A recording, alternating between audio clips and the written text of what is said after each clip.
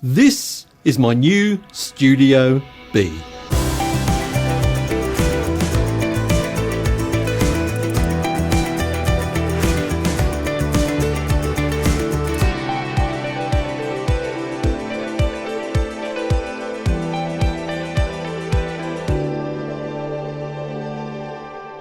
So why on earth would I set up a Studio B when I've got a perfectly good Studio A? Well, it turns out that the main advantage of my main studio is also a major weakness. And this becomes apparent when you consider two very specific things. I'll talk about what they are in a moment, but first, this video is sponsored by DistroKid. Follow the VIP link in the description down below to get 7% off an already amazing price to distribute your music to the world. So in actual fact, my main studio is pretty good in terms of sound. It's a good place to do mixing and even recording. However, that comes at a cost. You see, 2 of the 4 walls in that room are actually kind of 90% window. So naturally, I had to cover up the windows with sound treatment. But that came at a cost. I began to miss something it turns out was really important to me: daylight. Daylight, I find, is actually inspiring and energizing, and sitting in a really dark room for 10 to 12 hours a day turns out to be not all that inspiring. I found myself kind of getting out of there as soon as I could, and I just didn't want to spend any more time in there than I needed to. Now, it turns out that you don't actually spend all that much time actually mixing or recording in a home studio like this. A lot of the time you'll be doing things like composing or editing, those types of things. And you don't really need a perfectly treated room in terms of sound for that. So when another room became available in my house, that got me thinking. Now, another thing that was affected by my desire for awesome sound was my desk and desk position. Now, I believe to get the very best out of your studio monitor speakers, they should be at ear level and preferably not on your desk. They sound much better when they're on floor stands. However, that does kind of take adjustable standing desks out of the equation, because you would be changing the relationship between your ear level and the monitor speakers. But when we're no longer going for absolutely optimal sound, this becomes an option. Now, this was what I was most excited about with this studio for 2 reasons. First, it's nice to change positions often. I find that I'm more creative when I do that. And secondly, I actually suffer from rheumatoid arthritis, and sitting in one position for prolonged periods is actually very bad for me. In fact, it's incredibly painful at times. But even if you don't suffer from a condition like that, it's incredibly important that you keep moving around, don't become too stagnant. Now, I wanted to make sure also that when I was sitting, I was in a supportive, comfortable chair. Now, I want to be transparent with you here. I get a lot of emails from companies who want me to try out their desks for videos, but so far I hadn't been all that impressed. In fact, some of them wanted me to sign some pretty dodgy contracts. I said no to them and continued my research. And in the end, I actually reached out to Desky and asked them if they would help with this video. And to my delight, they said yes. Now, I don't want you to think that everything Desky in this video was free for me. I was so impressed with the products they did send me that I actually purchased some additional ones myself. In fact, with the chair they sent me, I was so impressed that I bought another one for my other studio. Now, once I'd worked out with them what my needs were, I was able to begin my project, and that started off with quite a lot of Desky boxes. After opening my Desky boxes, I laid out all the parts and began construction of the main frame. This was made easy by some good paper instructions as well as some online video guides. Desky supply a tool which is used for most of the construction, but you'll also need a Phillips screwdriver. Once I'd finished the main frame, it was time to attach it to the impressively heavy desktop. Now all of the holes were pre-drilled in exactly the right places, including those for the controller. After attaching the power bank for the motors, which came with easy connection cables, I then attached both the cable tray and the optional power boards that slot into it. I also went for the optional casters for my desk, as I knew it would be heavy to move once I had all of my gear on it. And I was pleased to see that these casters were quite heavy duty, although they're relatively small. After this, it was just a case of tipping the desk upright and doing the ceremonial removal of the plastic on the controller. Honestly, I've been very impressed with this desk. Starting off with the desktop itself, I chose the rubber wood red walnut finish, and it's oozing quality. And to kind of reinforce it, it's actually super heavy. Now, I managed to handle it by myself, but I probably wouldn't do that again. I'd recommend, if you get a large one like I did, and we'll talk about size in a moment, that you get a helper. But it's super high quality. It's a nice sort of hardwood. I don't know much about wood and stuff, but it's very impressive indeed. Now, in terms of size, make sure you measure the stuff that you're going to put on your desk. I almost got the wrong size, and there's quite a number of sizes available, but I ended up getting the 2-meter wide one, and that was just big enough to accommodate my two 32-inch monitors and also my monitor speakers at the side as well. So make sure you measure for that. Now, of course, a very important aspect of this was going to be the frame. I've got some pretty expensive and reasonably heavy equipment on it, and I wanted to make sure it was sturdy, that it wasn't going to be a wobbly frame, and I wanted to make sure, of course, it could handle that weight. Now, there's 2 motors, I believe, in this frame, and they definitely handle the load very well, and it just goes up and down nice and smoothly. We don't get all that sort of wobble and stuff that I've seen with other sit-stand desks, so very, very pleased with that indeed. Now, there were some accessories that I chose, and I was very glad that I chose them. First of all, starting off with the cable tray. Now, you often see cable trays, but you don't always see them designed as well as this. It kind of sits on a hinge, and when you release the release handles, I guess you call them, or release knobs, then it kind of drops down, and you can do all of your cable management and then pop it back up, and everything is nicely hidden, which makes for a really clean look to the whole thing. Now, another optional extra you can get is the power sockets that kind of slot into that tray. So I got a couple of those, and that meant I have 8 sockets available underneath the desk. They're really easily accessible, and again, this makes it sort of really practical, but keeps it really tidy as well. And it meant that I just had one power cable coming down from the desk, and that everything on the desk was powered from the desk itself, if you take my meaning. So that was really helpful in terms of cable management. Now, another extra that I didn't actually intend to get was the shelf. I hadn't initially ordered it, but Desky encouraged me to take a look at it, and I'm so glad I did, because initially I was going to put my 2 monitors on those kind of gas lift monitor arms. But the problem with those is you actually need quite a bit of space behind the desk. So you can't have the desk very close to the wall. So instead, when I had this shelf with my monitors on their original stands on top, it meant I was able to keep the desk pretty close to the wall.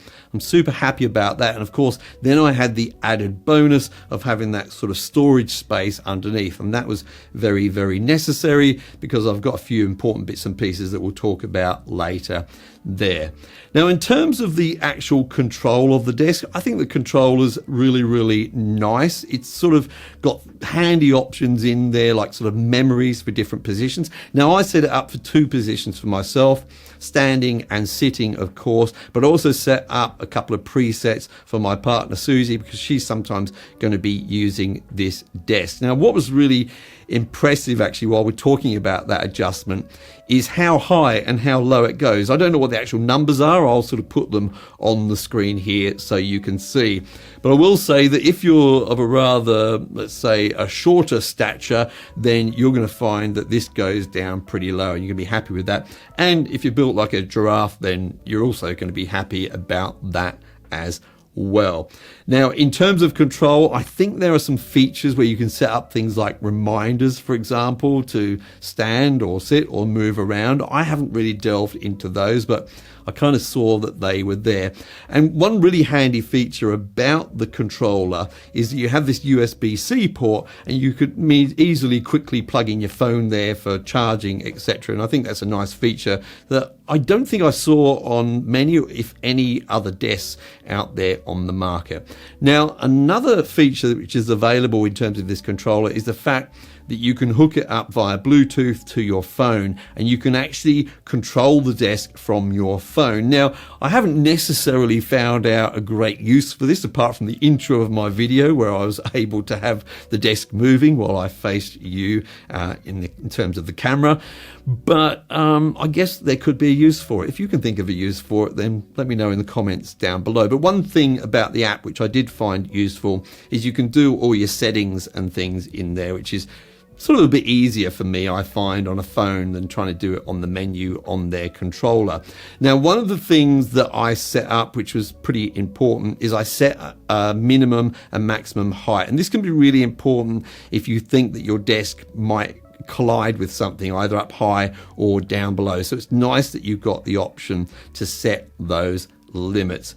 Overall, I am super impressed with this desk, and it's kind of the centerpiece of my new studio. But the other thing that I was impressed with was the chair. Now, I ended up ordering the Pro Plus ergonomic gaming chair. Now, I didn't need a gaming chair as such. I just liked the styling of it. It does have this unusual feature where you can optionally put a CPU fan in the back, power it with a power bank, and have kind of nice cool air blowing across your back through the nice mesh on the back of the chair. But that's pretty optional. It's not why I ordered the chair. The main reason I ordered the chair was for the ergonomic features. Now, of course, you've got height adjustment as you would expect with any chair, but you've also got some nice lumbar support adjustments, so you can move that both in and out and up and down, so you can really set it to a perfect position for you. It's also got an easily adjustable headrest as well, which you can set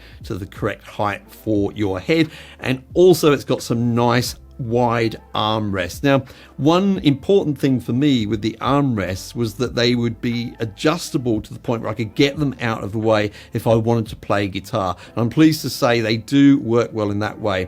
So you can easily adjust them by pressing the buttons on the side. They just pop down, and at least in my experience, I could hold like a jumbo style guitar or a big guitar, and it wasn't banging into the armrest all the time. Maybe I had to shuffle forward like half an inch, if that, but you know, pretty much I was able to just play guitar quite comfortably, even with the armrest there in their lowest position, of course.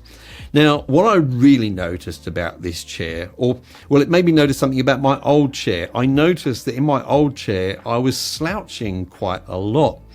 But this chair has made me realize that, it's made me aware that it's keeping me in a much more upright position. So my spine is kind of stacked really nicely, and it's feeling really good, to be honest with you, when I'm spending a few hours in it. Now, you don't have to have it in a completely upright position all the time. You can set it so that you can swing back on it.